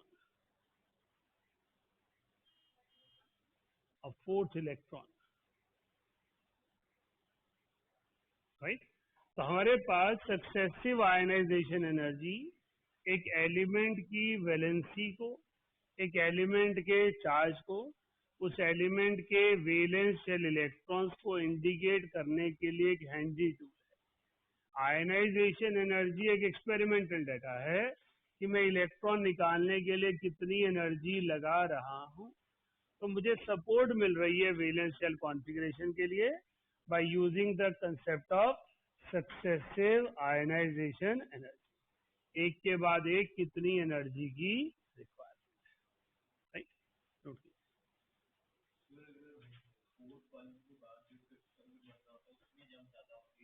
तो इसका मतलब 4 electron lose करने का noble gas आती है,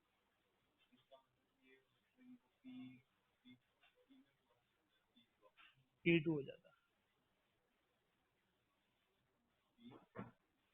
NH2 NP2 हो जाता है। नोबल गैस से निकाल, देखिए जब हम चैप्टर पीरियोडिक पढ़ते हैं तो वो कोई वैलेंसी नहीं बोलता कि हाँ एलिमेंट ने ऐसे कंबाइन करना, वो कहता है जितने मर्जी इलेक्ट्रॉन निकालो, जिस मर्जी एटम से निकालो, फिर ठीक, हाँ खाली कर दो एटम को, न्यूक्लियस बना दो खाली। लिखा तो था यूरेनियम 91 प्लस, कुछ नहीं होगा, हमारा एक्सपेरिमेंट होगा और क्या होना है, हम तो स्टडी करने के लिए बना रहे हैं, उसे रिएक्ट तो कर ही नहीं पाएगा क्योंकि बॉन्ड तो बना ही नहीं पाएगा, कुछ नहीं होगा। वही होगा बोहर मॉडल, जितनी एनर्जी दी थी वापस आ जाएगी, इलेक्ट्रॉन वापस चला जाएगा, उसके न्यूक्लियर रिएक्शन हो जाएंगे, सॉर्ट ऑफ है।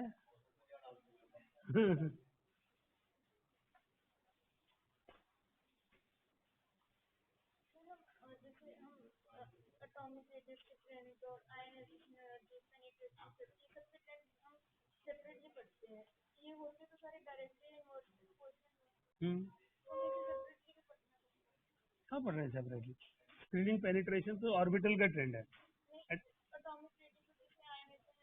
Ionization energy depends upon the combination of factors. That's why we have to study it. Shift करें, अरे मान जाओ यार, क्यों शिफ्ट परेशान करें, लिखा तो मैंने इसीलिए, बाकी आपकी मर्जी है।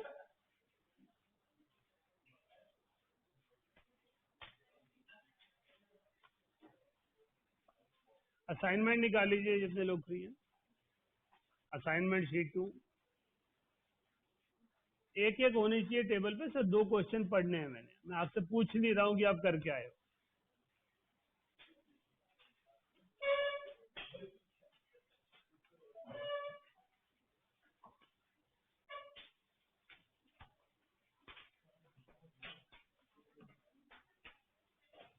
एक शीट पर एक भी हो चल जाएगा, मैं सिर्फ क्वेश्चन बताना आपको। एटॉमिक रेडियस आयनाइजेशन एनर्जी वाली,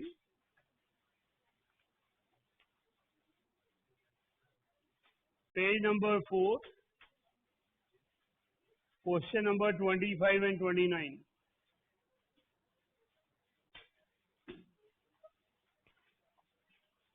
आंसर नहीं पूछ रहा हूँ मैं, कुछ डिस्कस करूंगा उसके लिए।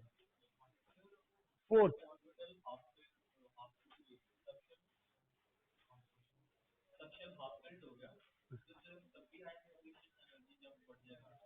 नहीं ऐसा नहीं कह सकते, नोबल कैसे होगा, हाँ हाफ फिल्ड होगा तो थोड़ा सा गैप आएगा, पर biggest jump, you are using the word biggest. Question number 25, सभी का फोकस 25th क्वेश्चन पर हो। क्या हो गया, तो एनर्जी सेंटर बन गया, काम पता नहीं क्या करते हैं, कैसे बच्चे हैं। A sudden large jump between the values of second and third ionization potential of an element would be associated with the electronic configuration. Question second और थर्ड के बीच में है, हमारा कंसर्न उसे नहीं है, हमने हर ऑप्शन पे काम करना है। ऐसे क्वेश्चंस में असाइनमेंट ऐसे ही करनी चाहिए जैसे मैं डिस्कस कर रहा हूँ। फर्स्ट ऑप्शन है 1s2 2s2 2p6 3s1, इसका मतलब ये एक इलेक्ट्रॉन लूज करने के बाद नोबल गैस कॉन्फ़िगरेशन पर पहुंचेगा, तो यहाँ पर बिगेस्ट जंप ही फर्स्ट और सेकंड के बीच में, तो आपके पास फर्स्ट इलेक्ट्रॉन निकालना बहुत आसान होगा और सेकंड इलेक्ट्रॉन निकालना बहुत मुश्किल। सेकंड एलिमेंट की बात करें तो 1s2 2s2 2p6 3s2 3p6, ये तो अपने आप में नोबल गैस स्कोर है, इससे तो पहला ही इलेक्ट्रॉन निकालना बहुत मुश्किल है, इसमें हम ऐसा जंप को मेंशन नहीं कर सकते। Third element 1s2 2s2 2p6 3s2 3p2, अब यहाँ पर 2 इलेक्ट्रॉन लूज करने के बाद ये 3s2 की स्टेबिलिटी लेगा और 4 इलेक्ट्रॉन लूज करने के बाद नोबल गैस कोर पर पहुंचेगा। Noble gas core means higher stability. तो इसका मतलब 4th और 5th में जो जंप होगी वो सबसे बड़ी, राइट। तो ionization energy gap will be highest between IE4 and IE5। तो अगर एलिमेंट सी की बात कर रहे हैं तो IE4 और IE5 की बात करें। डी में हमारे पास 2 इलेक्ट्रॉन लूज करने के बाद नोबल गैस कॉन्फ़िगरेशन आ रही है, तो there is a gap between IE2 and IE। Clear हो गया? तो हमारे पास सी ऑप्शन में IE4 और IE5 में जंप बड़ी है और डी ऑप्शन में IE2 और IE3 में बड़ी है, क्योंकि 2 इलेक्ट्रॉन लूज करने के बाद Nobel gas configuration attain, right. हाँ जी, क्या पूछना आपने? अच्छा, हाँ जी, क्लियर हो गया? तो हमारे पास ionization energy jump refers to noble gas. तो जहां पर नोबल गैस कॉन्फ़िगरेशन आ रही है, नेक्स्ट इलेक्ट्रॉन एलिमेंट लूज नहीं करना चाहेगा, वो रेजिस्ट करेगा। तो आपके सी ऑप्शन में बिगेस्ट जंप 4th और 5th की है और डी ऑप्शन में 2nd और 3rd। क्लियर हो गया? Next we are moving to question number 29। 29 में डेटा क्या है वो बाद में देखेंगे, पहले हम जंप्स की बात करेंगे। जपरीत आप बताइए, ए ऑप्शन में बिगेस्ट जंप किस में आएगी?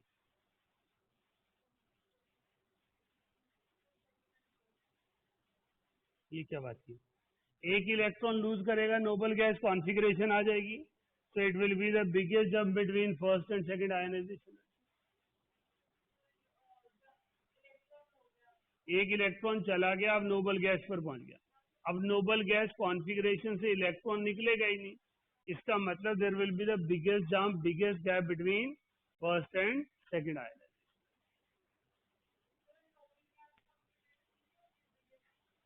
हाँ, तो नोबल गैस कॉन्फ़िगरेशन आने के बाद बिगेस्ट हो गई ना, वो दोबारा लूज क्यों करना चाहेगा? वो रेजिस्ट करें, तो फर्स्ट और सेकंड में हुई ना हाईएस्ट जंप। सेकंड इलेक्ट्रॉन जाने के लिए एनर्जी ज्यादा लगेगी। हाँ जी, समझ में आई बात? चले अगले की और बी ऑप्शन। बी ऑप्शन कौन समझाएगा? माने आप समझाइए। बिगेस्ट जंप कहाँ मिलेगी देखने को? कितने इलेक्ट्रॉन आपको वैलेंस शेल में दिखाई दे रहे हैं? वैलेंस शेल में, ये वैलेंस सब शेल में दिखाई दे रहे हैं आपको। 3s2 3p1, so that is 3 electrons. After losing 3 electrons, it will acquire noble gas configuration.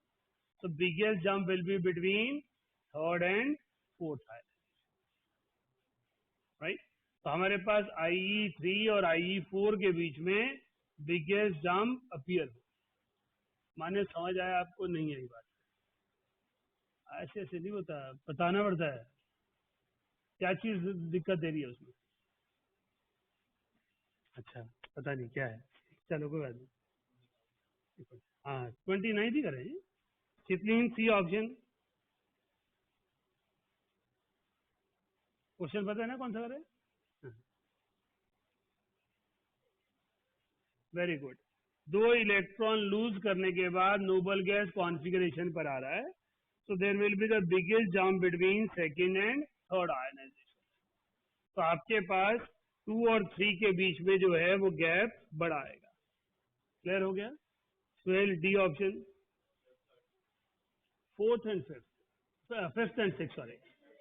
5 electron है वैलेंस शेल में, सो इट इज 5 एंड 6। पहली जंप आएगी 3rd और 4th के बीच में, but biggest jump, largest jump will be between IE5 and IE। अब हमारे पास जो डाटा गिवन है 4 आयनाइजेशन एनर्जी का, इसमें बिगेस्ट जंप जो है वो 3 और 4 के बीच में।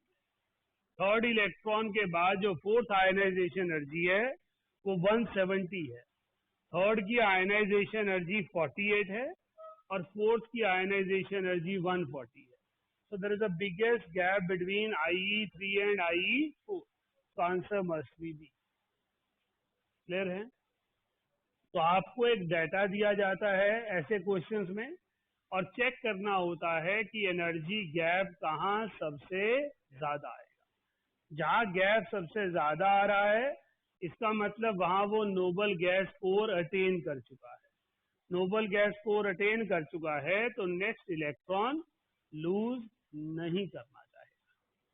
क्लियर हो गया? सबसे कॉमन पॉजिटिव चार्ज कितना होता है? +1 और +2।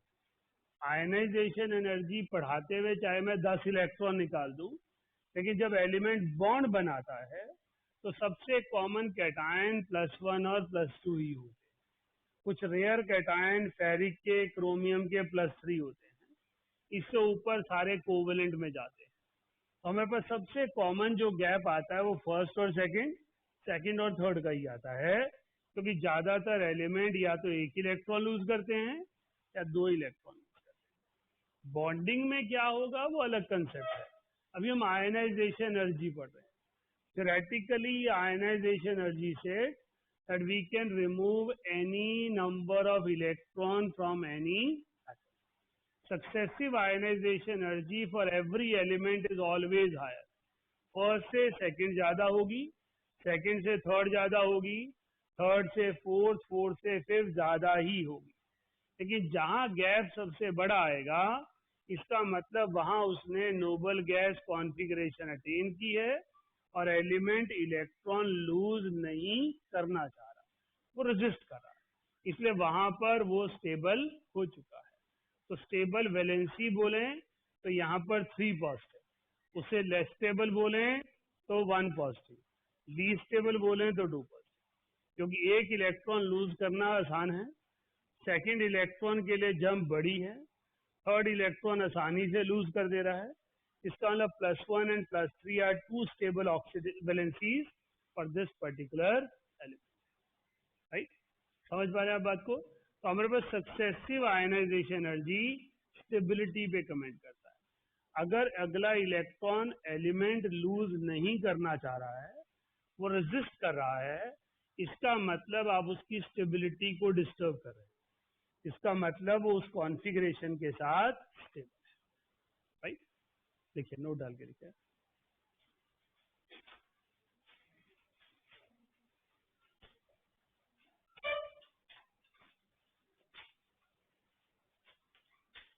+1 and +2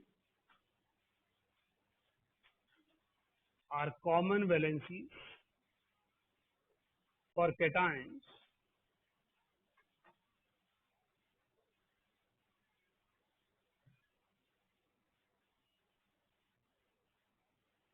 so their relative stability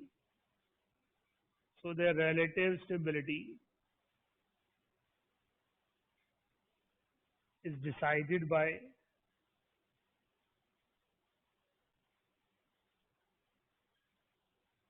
the energy difference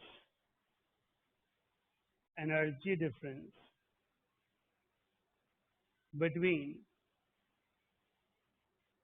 second and first ionization energy.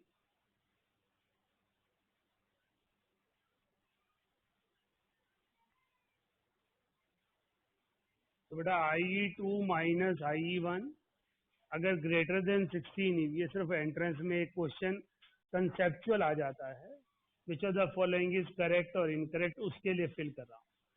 अगर IE2 और IE1 का गैप मोर देन 16 EV है तो एलिमेंट +2 में जाना प्रेफर नहीं करेगा, तो it will be more stable in +1 valency. तो जो एलिमेंट के ऊपर चार्ज होगा कैटायन पर वो +1 रहेगा। अगर IE2 और IE1 का गैप 11 EV से कम आता है तो वो +1 में रहना पसंद नहीं करेगा, वो +2 में भागेगा, क्योंकि इतनी एनर्जी रिएक्शंस में अवेलेबल हो जाती है, इसलिए वो +1 की जगह +2 में जाता है। आपने भी देखा कि एलिमेंट पहले +1 में फिर +2 में आता है। आपने मैग्नीशियम का एक न्यूमेरिकल लिखा, 2 किए, सब में क्या था? फर्स्ट आयनाइजेशन एनर्जी 740 और सेकेंड आयनाइजेशन एनर्जी 1450। मैग्नीशियम को किस फॉर्म में जानते हैं आप? 2 पॉजिटिव या 1 पॉजिटिव? 2 पॉजिटिव। जबकि 1 पॉजिटिव बनाना आसान है क्योंकि 740 चाहिए, 2 पॉजिटिव बनाना मुश्किल है क्योंकि 2190 चाहिए, दोनों का सम टोटल चाहिए ना।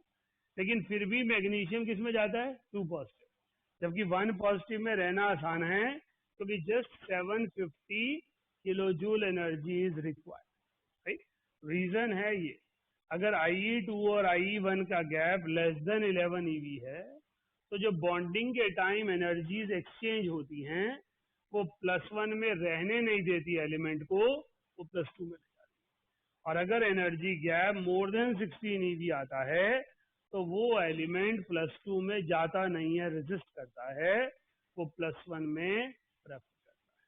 तो आयनाइजेशन एनर्जी 2 और आयनाइजेशन एनर्जी 1 का गैप डिसाइड करता है कि एलिमेंट +2 में जाएगा या +1।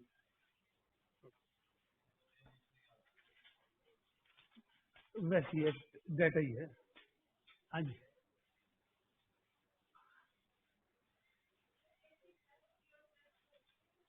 नहीं बेटा, एक्चुअली क्या है कि 3 और 4 में कैटायन जाना ही नहीं चाहते।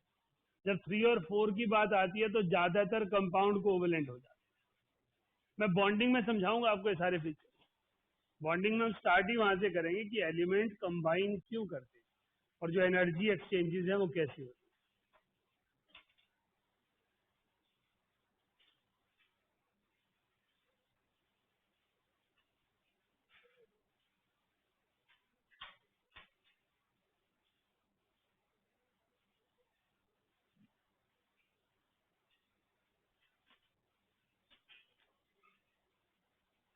बेटा अगर आप लोग समय निकाल पाए तो फर्स्ट बैच की डिमांड पर 1 आवर की 2 क्लासेस रखी हैं, वेडनेसडे और फ्राइडे को, 1 आवर मोल कंसेप्ट पर।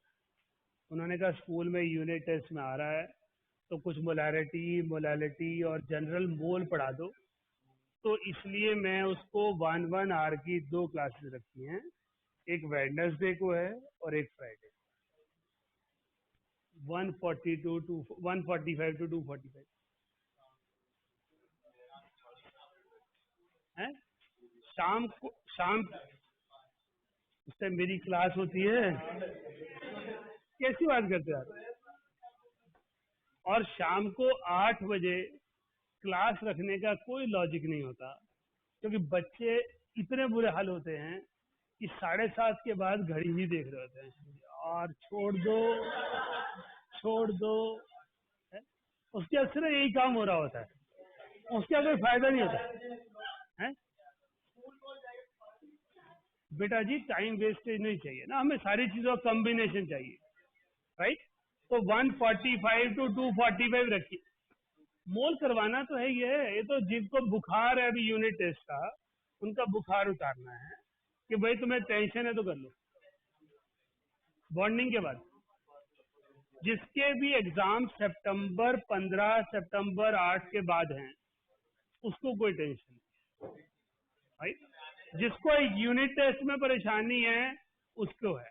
वैसे मैंने पेरेंट्स को सबको कह रखा है कि यूनिट टेस्ट की परेशानी मत रखो, और बच्चे बच्चे होते हैं, अगर वो लेंगे टेंशन तो उसका समझ आ। सितंबर वालों को नहीं आना है, जिन्हें सिर्फ सितंबर के मोल से कंसर्न है उन्हें नहीं आना है, जिनको 15 जुलाई को परेशानी है वो आने हैं, ठीक है। फर्स्ट में जनरल मोल होगा और लिमिटिंग रेजेंट आएगा, मोलैरिटी मोलैरिटी।